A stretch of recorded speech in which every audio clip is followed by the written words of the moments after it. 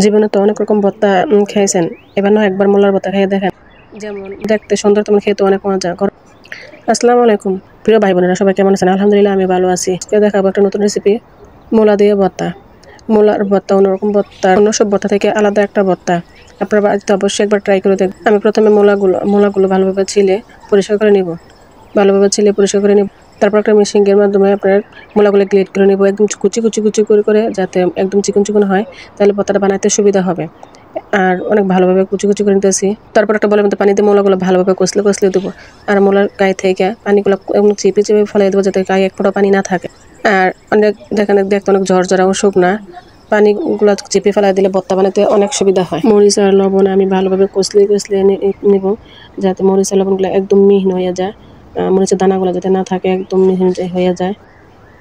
কষলানো হয়ে গেলে এখন আমি অ্যাড করবো পেঁয়াজ। আর পেঁয়াজ ভালোভাবে কষলে নেব।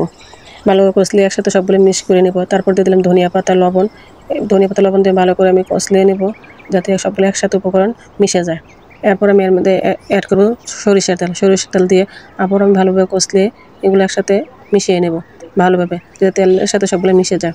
এখন আমি দিয়ে দেবো পানি জড়িয়ে রাখা মোলাগুলো এর সাথে দিয়ে ভালোভাবে আমি মিশিয়ে নেব। ভালোভাবে মিশিয়ে নেব, যাতে সব উপকরণগুলো মোলার সাথে মিশে দেখেন। মোলা ভর্তা দেখতে যেমন সুন্দর, খেতে অনেক মজা। গরম ভাতের সাথে আপনারা একবারে অবশ্যই বাড়িতে ট্রাই করে দেখবেন, খেতে অনেক ভালো লাগবে। জীবনে তো অনেক রকম ভর্তা খেয়েছেন, একবার না মোলার ভর্তা খেয়ে দেখেন কেমন লাগে।